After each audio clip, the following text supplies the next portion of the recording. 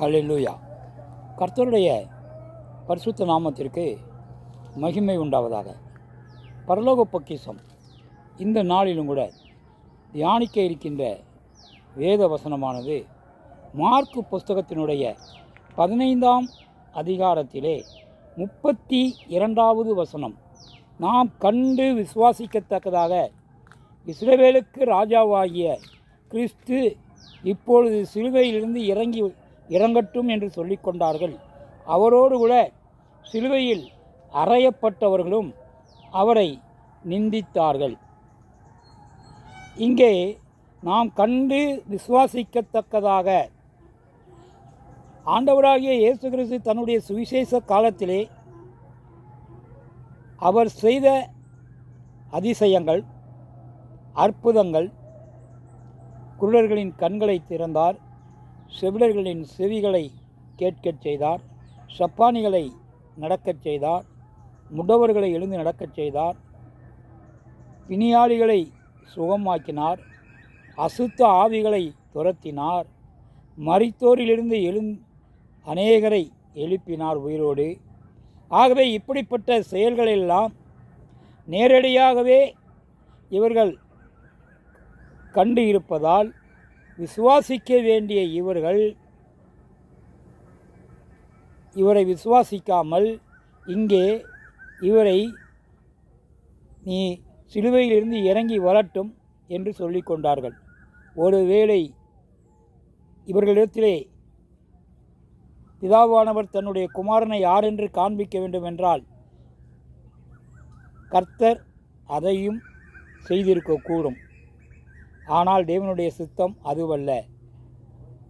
ஆனாலும் கூட இவ்வளவு அற்புதங்களையும் காரியங்களையும் செய்த பிறகும் கூட அவர்களை நோக்கி கேட்கின்ற காரியமானது, என் வசனத்தை நீங்கள் அறியாமல் இருக்கிறீர்கள், என் உபதேசத்தை கேட்க மனதில்லாமல் இருக்கிறீர்கள், நீங்கள் பிதாவிடத்தில் அன்பாயிருக்கிறேன் என்று சொல்லுகிறீர்கள், ஆனால் பிதாவிடத்தில் அன்பாயிருந்தால் நீங்கள் என்னிடத்திலும் அல்லவா அன்பாக இருக்க வேண்டும்.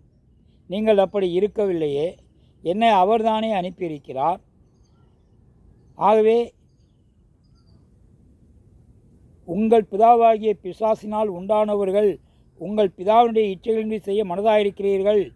அவன் ஆதி முதற்கொண்டு மனுஷ கொலைபாதகனாயிருக்கான். உங்களுக்கு பிதா சாத்தான் என்று சொல்லிவிட்டு என்னிடத்திலே நீங்கள் யாராவது பாவம் செய்திருக்கிறேன் என்று குத்தம் சுமத்த முடியுமா என்பதை அவர்களிடத்திலே நேரடியாகவே கேட்பதை நாம் பார்க்கிறோம். யோவான் புஸ்தகம் 8ஆம் அதிகாரத்திலே 46வது வசனத்திலே, என்னிடத்திலே பாவம் உண்டென்று உங்களில் யார் என்னை குத்தப்படுத்தக்கூடும்? நான் சத்தியத்தை சொல்லியிருக்க நீங்கள் ஏன் என்னை விசுவாசிக்கவில்லை என்று கேட்கிறார். ஆகவே தேவனை பாவம் செய்திருக்கார் என்று யாராலும் குற்றம் சுமத்த முடியாது. அடுத்து ஆண்டவராகிய இயேசு கிறிஸ்துவினுடைய பிரசங்கம். பரிசேயர்களும் பிரதான ஆசாரியர்களும் போர்ச்சேவர்களை அனுப்பி அவரை பிடித்து வர உத்தரவிட்டிருந்தார்கள். அங்கே ஆண்டவர் பிரசங்கிக்கிறார். தாகமாக இருக்கிறவன் என்னிடத்திலே வந்து பானம் பண்ணவும், என்னை விசுவாசித்து பானம் பண்ணுகிறவனோ அவனுடைய உள்ளத்திலிருந்து ஜீவ தண்ணீர் உள்ள நதிகள் ஓடும் என்று சொல்கிறார்.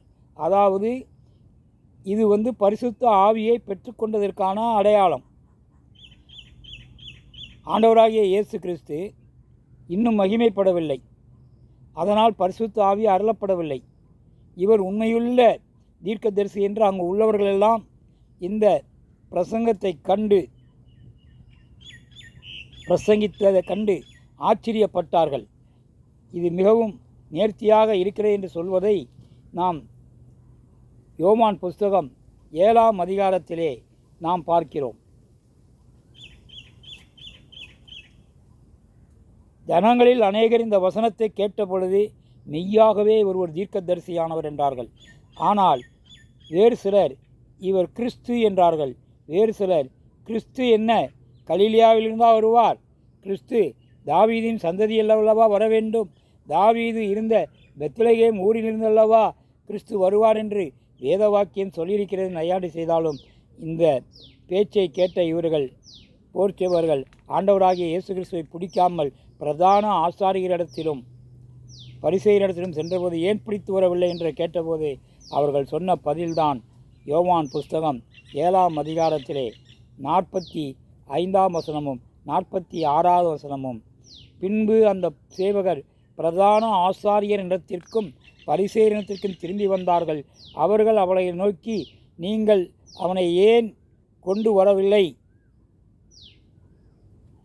என்று கேட்டார்கள். சேவகர் பிரதியுத்தரமாக, அந்த மனுஷன் பேசுகிறது போல ஒருவனும் ஒரு காலும் பேசினதில்லை என்று சொன்னார்கள். ஆக இத்தனை காரியங்களை ஆண்டவர் செய்தும் போதும் இவர்கள் கண்டும் ஆண்டவரை விசுவாசிக்காமல் ஏற்றுக்கொள்ளாமல் இருந்ததினாலே இவர்கள் ஒருவேளை ஆண்டவராக இயேசு கிறிஸ்து சிலுவையில் இருந்து இறங்கி வந்தால் அதையும் இவர்கள் நிச்சயமாக ஏற்றுக்கொண்டிருக்க மாட்டார்கள் என்பதுதான் நிதர்சனமான உண்மை.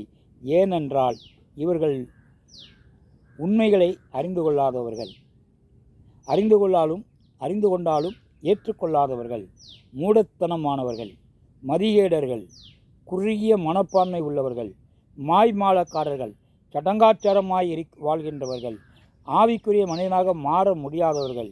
இவர்களிடத்திலே இருள் இருக்கின்றது, ஆண்டவரிடத்திலே ஒளி இருக்கிறது. ஆகவே ஆண்டவரும் இவர்களும் இரு துருவங்கள் போன்றவர்கள். இரு துருவங்கள் எப்படி ஒரு துருவமாக ஒரே இடத்திலே இணைய முடியும் என்பது நிச்சயமாகவே முடியாது என்பதை தான் இந்த காரியம் வலியுறுத்துகிறது. ஹல்லேலூயா. ஆகவே இவர்கள் கண்டும் விசுவாசிக்கவில்லை. அப்படி என்றால் இவர்கள் எப்படி விசுவாசத்திலே உண்மை உள்ளவர்களாக இருப்பார்கள் என்பதை தான் இந்த வசனம் நமக்கு வெளிப்படுத்துவதோடு, இந்த வசனத்தினுடைய கடைசி பகுதியிலே அவரோடு கூட சிலுவையில் அறையப்பட்டவர்களும் அவரை நிந்தித்தார்கள். அவரோடு கூட சிலுவையில் அறையப்பட்டவர்கள் 2. மார்க்கு இப்படி சொல்லுகிறார், இருவரும் நிந்தித்தார்கள் என்று. ஆனால் லூக்காவோ அப்படி சொல்லவில்லை. ஒருவன் நிந்தித்தான், ஒருவன் அவரை மனந்திருந்தி ஏற்றுக்கொண்டான் என்பதுதான் வேதவசனம். ஒருவேளை மனந்திருந்திய கள்ளன் கூட முதலாவதாக, அதாவது மனந்திரும்புவதற்கு முன்பாக அந்த 2 கள்ளர்களும் சேர்ந்து ஆண்டவரை நிந்தித்திருக்கலாம். அதை தான் மார்க் எழுதுகிறார். ஏனென்றால் மார்க்கு புஸ்தகம் ஆண்டவரோடு கூடவே இருந்த பேதுரு சொல்லி எழுதப்பட்டது மார்க்கினால். ஆகவே பேதுரு நிச்சயமாக இந்த காரியத்தை பார்த்திருப்பதனால்தான் அதை சொல்லியிருப்பார், அல்லது கேள்விப்பட்டிருப்பதனால்தான் சொல்லியிருப்பார். ஆகவே இது இருவர் எழுதும் தவறல்ல, இருவரும் சரியாக தான் எழுதியிருக்கிறார்கள். அதற்கு பின்பு இந்த கள்ளன் மனம் திரும்பியிருக்கலாம் என்பதுதான் நிதர்சனமான உண்மை. அல்லேலூயா. எங்கள் அன்பின் பரலோக பிதாவே, நல்ல ஆண்டவரே, கர்த்தருடைய பரிசுத்த நாமத்திற்கு மகிமை உண்டாவதாக. இந்த நாளிலும் கூட தேவாதி தேவனே அப்பா, நீர் அல்லேலூயா இருளும் ஒளியும் ஒருபோதும் இணைவதில்லை என்பதை இந்த செய்தியின் மூலம், இருளாக இருக்கிறவர்கள் என்னை கண்டாலும் விசுவாசிக்க மாட்டார்கள், என்னுடைய அற்புதங்களையும் ஏற்றுக்கொள்ள மாட்டார்கள், அதிசயங்களையும் ஏற்றுக்கொள்ள மாட்டார்கள். ஆனால் ஒளியிலே இருக்கிறவர்கள் என்னை நம்பி என்னை பின்தொடர்வார்கள், என்னுடைய ராஜ்யத்தை வந்து அடைவர் என்று இந்த செய்தியின் மூலம் எங்களுக்கு சொன்னபடி கர்த்தர் எங்களை அப்பா ஹல்லேலூயா உம்முடைய ராஜ்யத்திற்கென்று தெரிந்து கொண்டு அழைத்திருக்கின்ற நீர் அப்பா, உம்முடைய வருகை மட்டும் எங்களுடைய ஆவி ஆத்மா சரீரம் குத்தமத்ததாக காக்கப்படும்படி எங்களை வழிநடத்தும், ஆசீர்வதியும் பலப்படுத்தும். துதிகன மகிமை யாவும் உமக்கே செலுத்துகிறேன் நல்ல பிதாவே. ஆமென். அல்லேலூயா. ஸ்தோத்திரம்.